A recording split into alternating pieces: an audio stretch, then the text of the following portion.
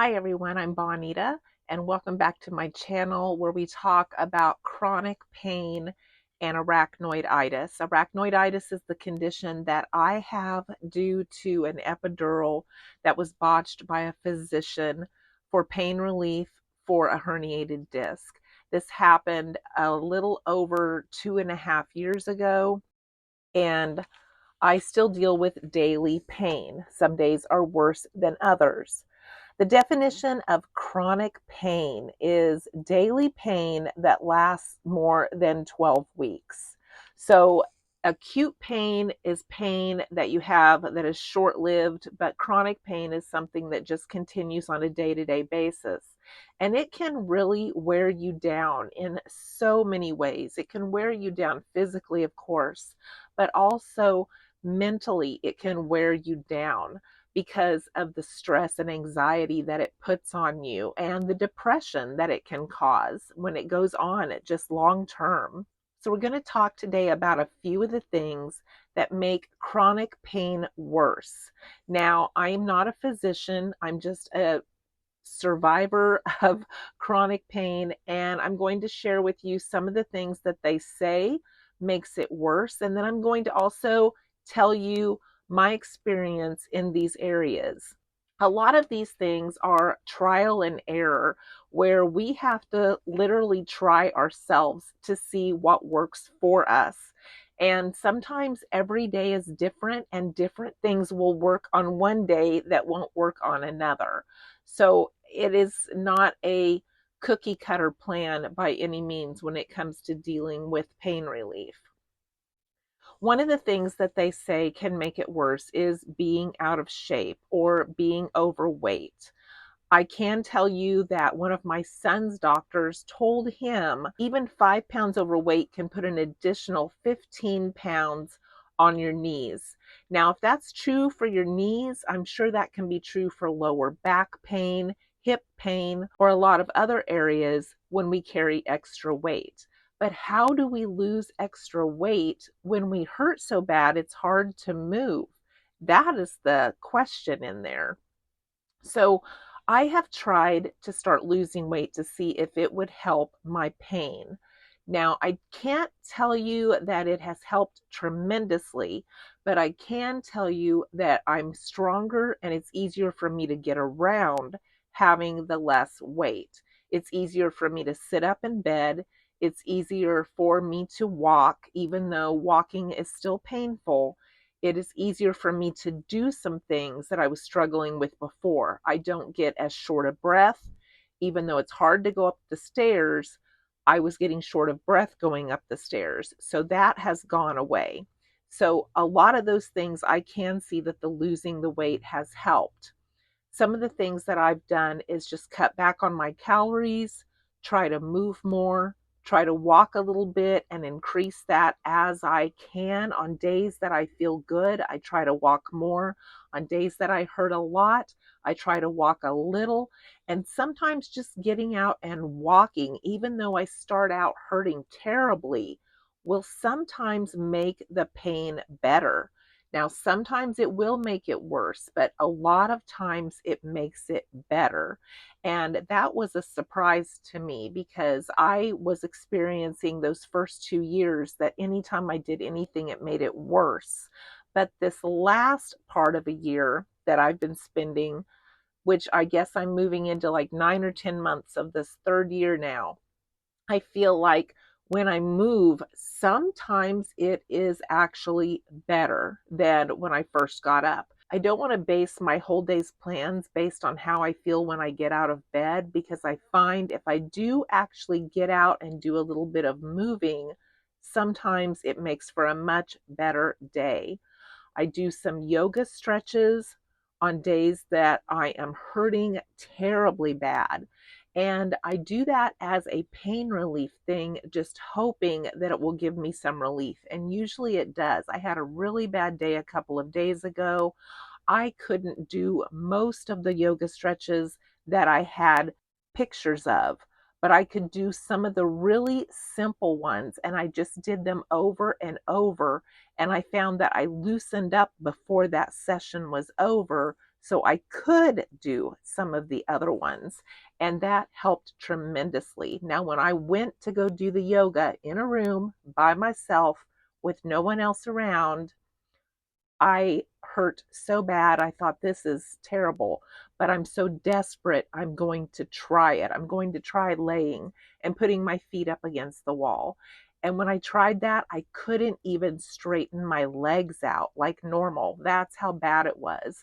But before I was done, I was able to straighten my legs out within the next 30 minutes of me just doing some of those really easy stretches. So having pain can definitely affect our mood. I'm not sure how it can't when you are hurting. It's kind of hard to fake it. So we put in a good show sometimes, but sometimes it's really hard to fake it if you're hurting that bad.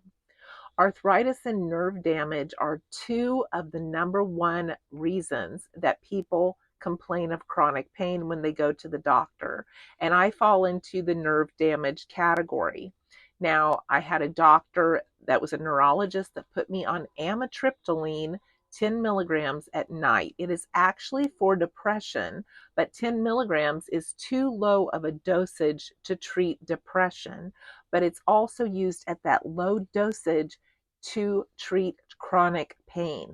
And that medication has helped me sleep better without pain, without waking up so much. Let's talk about some of the ways that our pain can actually be worse. The number one reason that they say our pain can be worse is if we drink alcohol. Now, I do drink alcohol from time to time. I like a margarita. I like a glass of wine once in a while. I've never been a big drinker. I don't do it every week. I don't even do it every month. But I would suggest that maybe keep a log of what you drink and see if it affects you. That would be my suggestion, because I have found if I drink some wine, I don't necessarily notice. Sometimes when I drink a margarita, the next day my hip joints hurt. So I would suggest maybe keeping a log if you do drink from time to time to see which alcohol causes you pain the next day and which alcohol doesn't seem to affect you. Water reduces nerve stress and relaxes muscles. So it's always a good idea to make sure that we get enough water in our system to help with some of those pains. And the number two reason, of course, is focusing on pain can always make it worse. And how can that make it worse? When we are not distracted from that pain and we focus on that pain, we notice it much more intensely. If we can distract ourselves, then we notice it less. Now, I'm not going to say that it doesn't hurt, but I can verify that when I get busy doing something or I'm out with friends, yes, I will hurt. I will push through. But if I was at home on my own, or if I was doing something just quietly on my own, I would be focusing on it solely, and that would make it worse. And I wouldn't want to be pushing through. So just those little distractions, a lot of times I feel like do help us push through the pain and focus on other things and distract our mind from how bad we are hurting.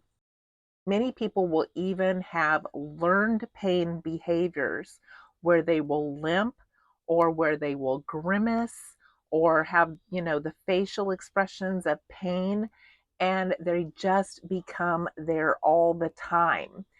I almost fell into this trap. I had a limp for a long time because of how bad my hip was hurting from my herniated disc. And then I noticed on days that I didn't hurt, I was still limping. And I realized that I was limping and I didn't need to be. And it was almost like I had forgotten how to walk normally. And I had to really focus and concentrate and try to get that stride back. Those things can actually be learned, and we forget that they're even there because they become normal. So I encourage you to look at that. Do you have any learned pain behaviors that you can work on? Just walking with that limp on a regular basis can make other things hurt. And I've learned this the hard way. When one thing hurts, you walk stupid and it makes something else hurt. That's why when you have like a boot on, a medical boot that you've hurt your leg and you start walking all crooked, next thing you know, your hip hurts on the other side. So keep that in mind. Try to walk normally if you can on good days. Try to remember that stride. Try to notice your facial expressions because us grimacing can cause wrinkles and other things that we don't want. The number 3 reason that we can hurt worse is I was taking the wrong magnesium. I was taking magnesium oxide, which is the most normal one that you can just buy over the counter in a grocery store.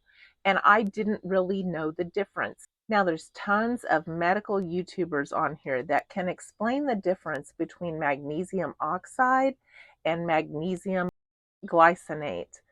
Magnesium glycinate can help with muscle spasms, relaxation, anxiety, and thyroid problems. Well, that just described me in a nutshell. That was the type I should have been taking. And when my doctor told me to take magnesium, she didn't tell me there were different types. And so I just grabbed the one off the shelf, and I've been taking it for years. Well, this one is the one I really should have been taking, and it is a cross between magnesium and glycine. And so do your research on that. Determine if you're supposed to be taking magnesium, which type you should be taking, because this is the type that I should have been taking all along. And then another reason, the 4th reason, again, decreased activity. I have sciatica pain, and the days that I have that, it is so difficult for me to walk, stretch, stand, sit. I had one of those days yesterday. I constantly kept trying to stretch it out, move a different way. And it started again this morning, but right now I have it under control right this minute during this video. So don't forget to increase that activity. And one of the last reasons that our pain can be worse is poor sleep quality, our anxiety, our depression.